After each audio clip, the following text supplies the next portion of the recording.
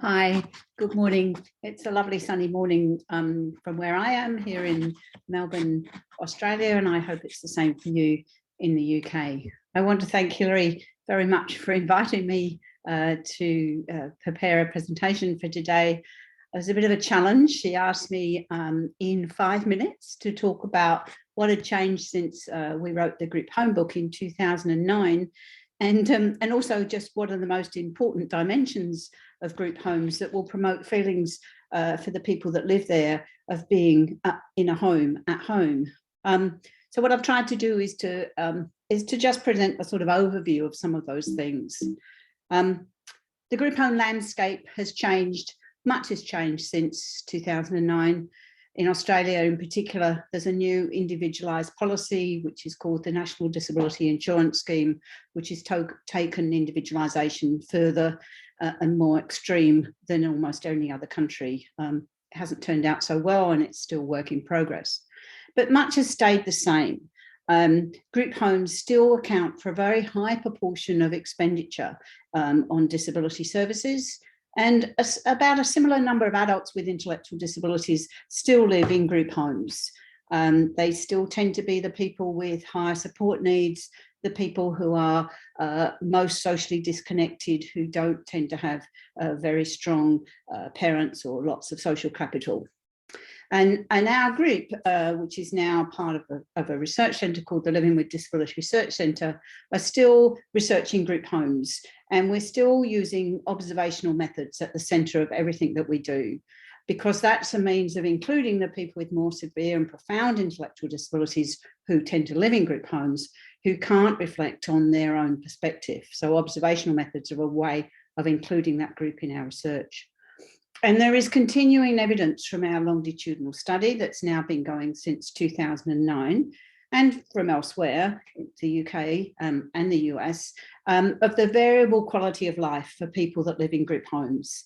Our data shows that their engagement in their lives varies from 9 minutes to 52 minutes in every hour. 9 minutes of engagement in every hour is incredibly low. It means you're sitting doing nothing for most of the time. And this variability is despite group homes having similar design and similar resources. In 2007, we did, as part of the Making Life Good study, we did a very small inclusive study, which was called What Makes a House a Home? And we ended up with 3 propositions out of that study in terms of home-likeness. It was something to do with the physical home, things that could be seen and that could be touched, pictures, furniture, belongings, the sort of artifacts of culture. The atmosphere, what the place felt like, the sort of mood and the sense of the place in terms of, was it safe, was it relaxing, was it exciting and fun? So the sort of social milieu of the home. And then the third element, which was probably the largest, was the social element. So what people did together in the home with people that lived there, with people who came into the home, and the types of activities and things that people did together and shared in their home. So those 3 things were seen to be the elements that comprised a home. And I think it's really important to reflect on that some of those things at least are very subjective.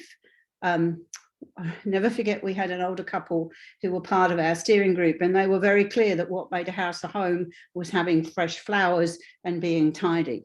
And yet I'm sure there are very different perspectives of what makes a house a home from those sorts of physical artifacts. So much of what makes a house a home really is subjective. But on the other hand, the atmosphere and the social activities and the social interactions that go in a home, much of those are much more objective. You can see them, although people will experience them in different ways. But much of this is created by support staff in a home. And much of it, I would argue, from our research now, relates to culture, how things are done around here in this group home. So the culture is created by the staff and it's created by the organisations that they work for. And our research, as it's unfolded, has developed a set of quite significant evidence about the type of culture that's associated with better performing services, services that give people a better quality of life. And that culture can be described as enabling for the people that are being supported, that they're getting good support to be engaged, to have social interactions, and that an inclusive social milieu is being created by the staff. That it's a culture that's motivating for the staff, so staff feel they have confidence in the management and get support from the management, and that they also feel they've got effective leadership for their practice. It's a culture that's respectful of people being supported, and it's attentive to their different needs for support. So it doesn't treat everybody the same. It takes into account people's individual needs and individual differences. And importantly, that it's a coherent culture. So there are no cliques among the staff, that there's a strong leadership group within the house, and there's strong alignment between the values of the staff group in the house and the values of the wider organisation of which that particular house is part of.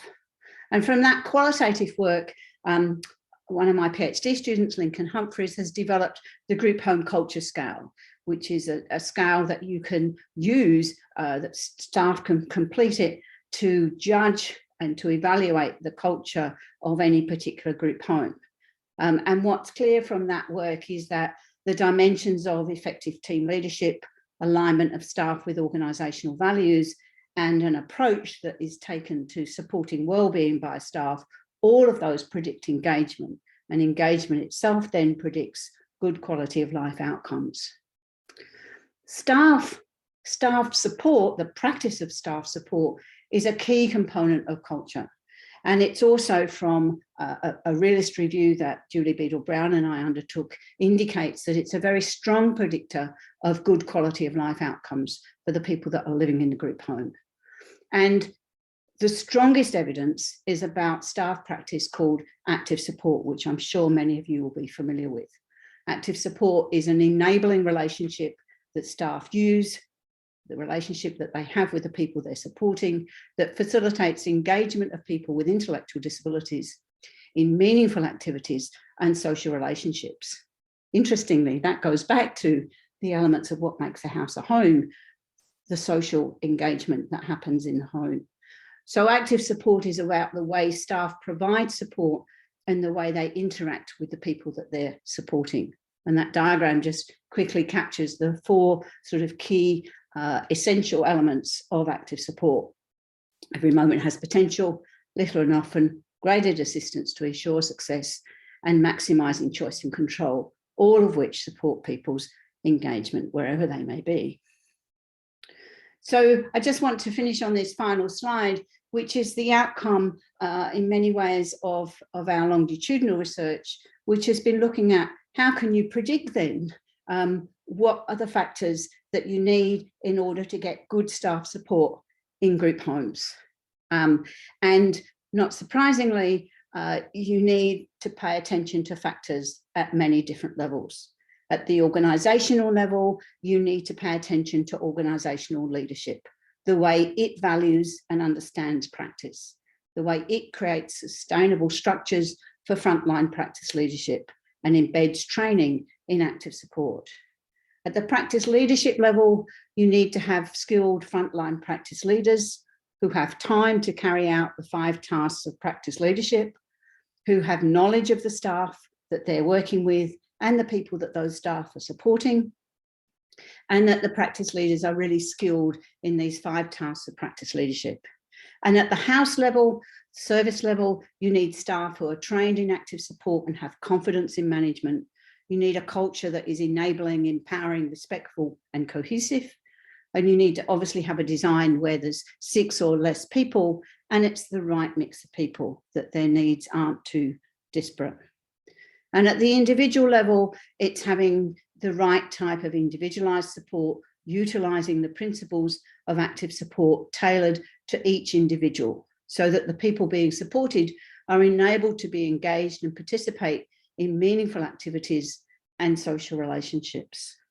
So my argument would be that the answer to the question of what makes a house a home and what are the most important dimensions, it's the quality of staff support. It's the support that staff get from their managers, from their organisation, and it's the culture and the leadership within each group home that accounts for turning that group home into a home. So it's staff support, and from my point of view, that's the thing that you should be focusing on most. If you get that right, then the other things will tend to flow from that. Thanks very much. Have a lovely conference. Bye-bye.